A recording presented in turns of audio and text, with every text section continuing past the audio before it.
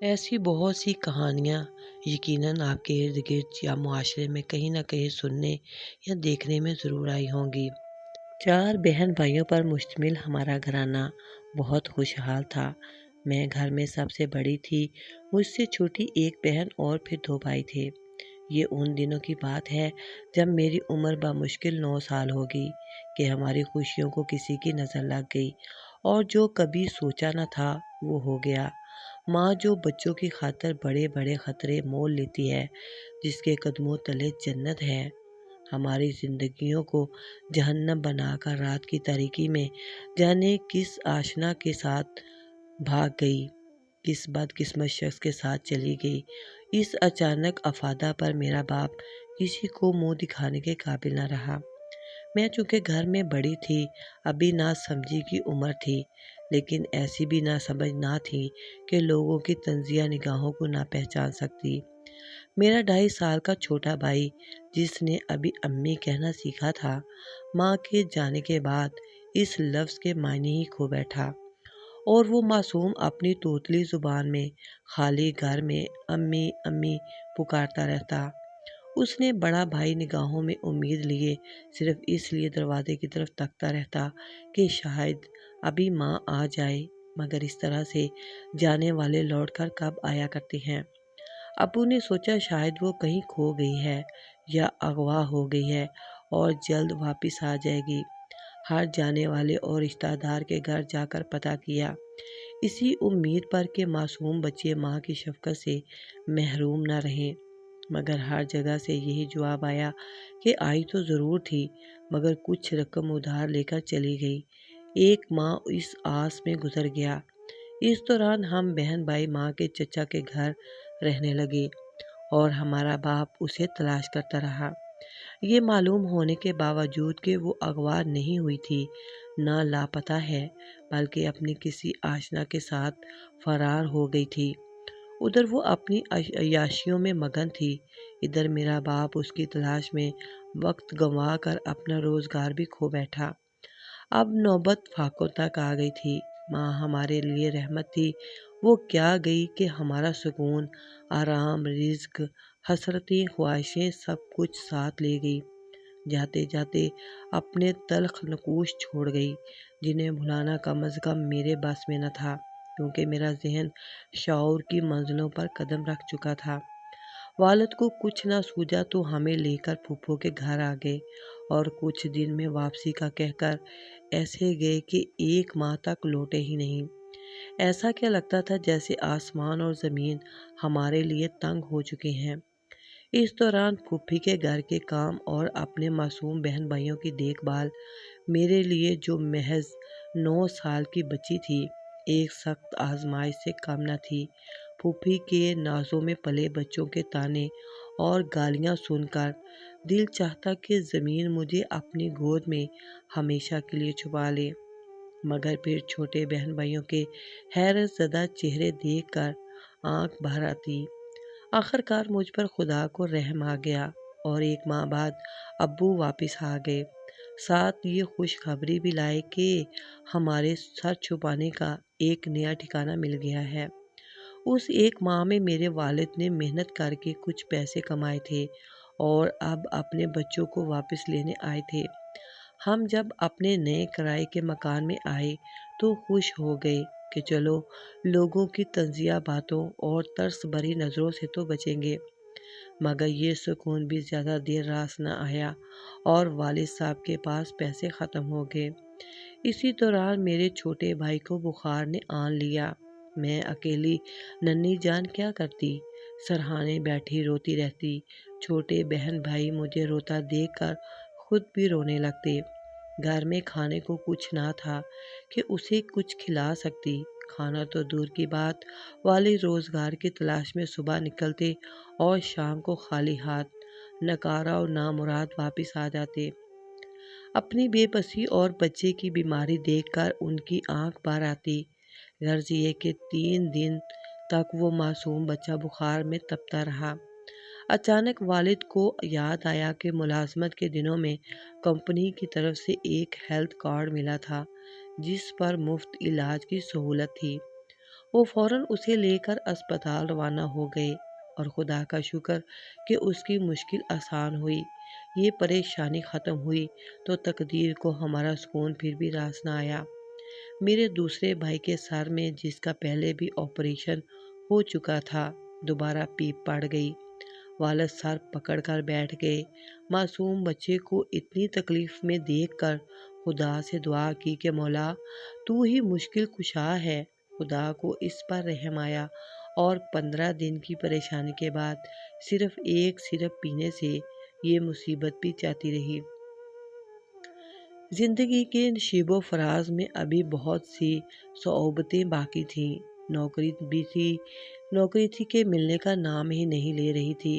वालिद साहब ने तंग आकर एक मज़ार पर जाना शुरू कर दिया। वो सारा दिन हमारे साथ रहते और रात को मज़ार से लंगर की रोटी और चावल जमा करते, जिनसे हम अपनी भूख मिटाते। ये सिलसिला 4 माह तक चलता रहा। कभी कभी उनके पास मज़ार तक जाने का किराया भी नहीं होता था, तो हम सब घर वाले एक दूसरे की शक्लें बदहवासी से देखते। एक ऐसे ही दिन हम उदास बैठे थे कि मज़ार पर जाने के किराया भी नहीं था। अचानक हमारी पड़ोसन, जो एक बदनाम औरत थी और नशा भी करती थी, दरवाजे पर आई। उसने अबू से पूछा, क्या बच्चों ने खाना खाया है? फिर बगैर कुछ कहे 1000 रुपये का नोट देकर चली गई। उस बुरे वक्त में वो औरत किसी फरिश्ते से काम न थी। अल्लाह ने यकीनन उसकी इस नेकी पर उसको माफ़ भी कर दिया होगा। हम मासूमों के दिल से उसके लिए बहुत सी दुआएं निकली। इन तमाम हालात से तंग आकर अब्बू ने दोनों भाइयों को, जो मुश्किल से 3 और 4 साल के थे, यतीम खाने में दाखिल करवा दिया। छोटी बहन 6 साल की थी। उसे मेरी फूफी के बहू के ख़ानदान की एक औरत ने रख लिया, सारा दिन मुलाजमत करवाने के लिए।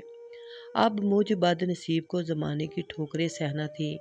अबू के एक कोठी में बतौर चौकीदार मुलाजमत मिल गई, तो वो मुझे भी साथ ले जाने लगे। वो सारा दिन चौकीदारी करते और मैं कोठी में काम करती। अक्सर बर्तन मांजते हुए आंखों में आंसू आ जाते कि जिन बदनसीबियों की माएँ उन्हें ज़माने की ठोकरें में छोड़ जाती हैं, उनके साथ ऐसा ही होता है। ज़िंदगी इसी तरह गुजरती रही। छोटे बहन भाई याद आते तो दिल खून के आंसू रोता। एक दिन एक फरिश्ता सिर्फ इंसान अबू से मिला। उसने कहानी सुनकर कहा, बच्चों को यूं अलग रखने से बेहतर है कि चारों बच्चे एक ही जगह रखें। इसलिए तुम बच्चों को SOS विलेज में दाखिल करा दो। अब वहां दाखिले के लिए अबू ने भाग दौड़ शुरू कर दी। बड़ी कोशिश के बाद बिलाखिरकार हम चारों बहन भाई एक छत तले जमा हो गए। वो दिन हमारे लिए किसी ईद से कम न था, जब हम लोग सब एक साथ थे। लेकिन ये दिल कैसा था, जो खुशी में भी आंसू बहा रहा था।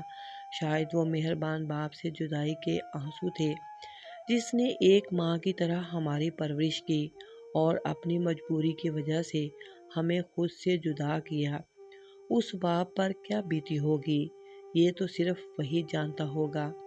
हम वहाँ सुकून में थे, मगर जब भी खाने के वक्त दस्तरखान पर बैठते तो हाथ रुक जाते कि न जाने अबू ने खाना खाया भी होगा या नहीं। हमें वो फाकों के दिन अजीज लगने लगे, क्योंकि उन दिनों हमारा बाप हमारे साथ होता था। लगता था कि वाकई हमारा भी इस दुनिया में कोई है। फिर वक्त ने एक और पलटा खाया और हमें दूसरे शहर मुंतकिल कर दिया गया। मैं बहुत रोया करती थी। छोटे बहन भाई बचपन से ही ठोकरें खाने के आदी हो गए थे। वो समझते थे कि शायद यही ज़िंदगी है, कभी यहाँ कभी वहाँ, कभी भूख कभी तंगी कभी इफलास।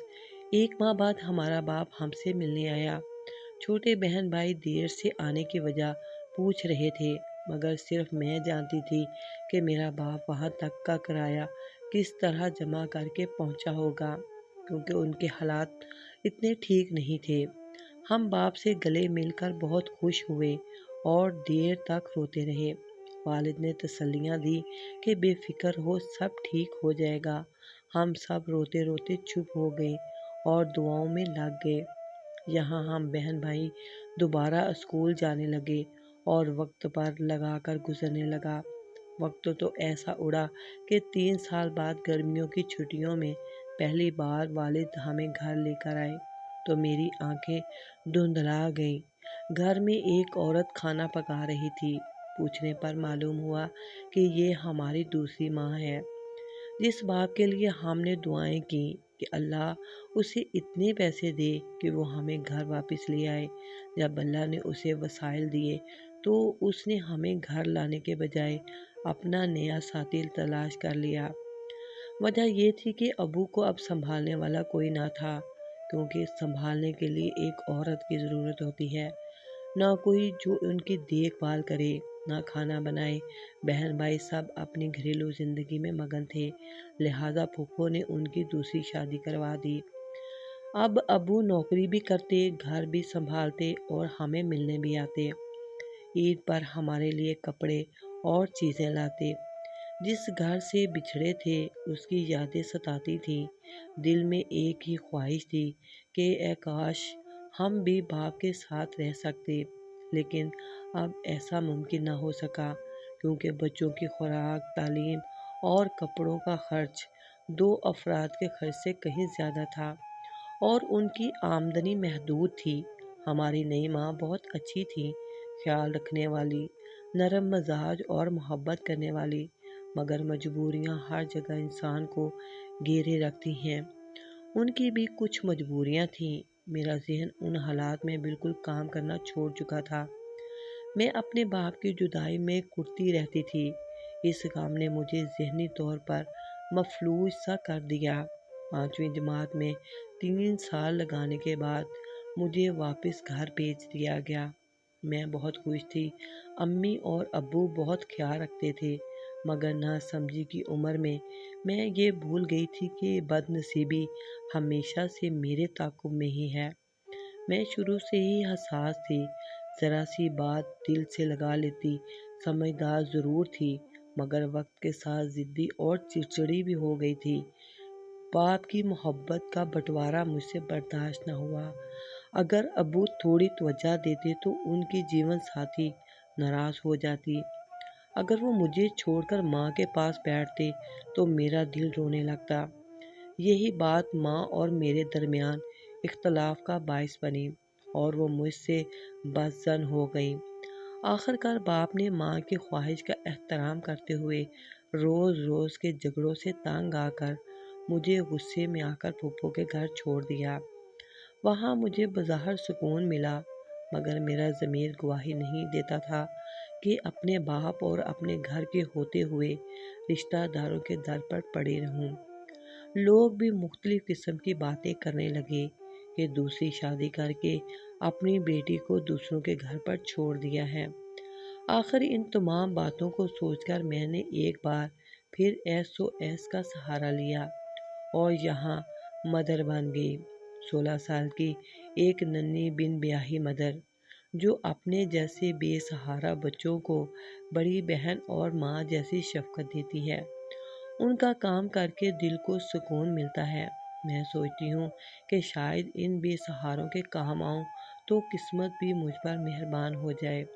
اب میں یہاں ہر طرح سے سکون میں ہوں۔ کھانے پینے، رہائش اور کپڑوں کا تو کوئی مسئلہ ہی نہیں۔ کوئی ایسا جھگڑا نہیں جو میرے سکون کو برباد کرے۔ روپے پیسے کی بھی کوئی محتاجی نہیں، لیکن دل کے کسی کونے میں ایک پریشانی چھپی ہوئی ہے۔ ایک ایسا گھر ہو جو صرف میرا اپنا ہو، جہاں سے کوئی مجھے نکال نہ سکے۔ کبھی تو میں اپنوں کی چھاؤں میں سکھ کا سانس لے سکوں۔ مجھے اپنے باپ سے جتنا پیار ہے اتنی ہی اپنی ماں سے نفرت ہے، جس نے ہمیں در بدر کیا، ہمارا گھر چھینا، سکون چھینا، جدائیاں دیں اور چھوٹی چھوٹی عمروں میں ہمیں کڑی آزمائشوں میں ڈال دیا۔ آپ سب دعا کریں کہ خدا مجھے سچی خوشیاں دے۔ جن غموں سے میرا دامن بھرا ہے، اتنے ہی خوشیوں کے پھول بھی میرے نصیب میں کھلیں۔ کہانی دل کو چھو گئی ہو تو پلیز میرے چینل کو لائک کریں، سبسکرائب کریں اور بیل آئکن کو آل پر پریس کر دیں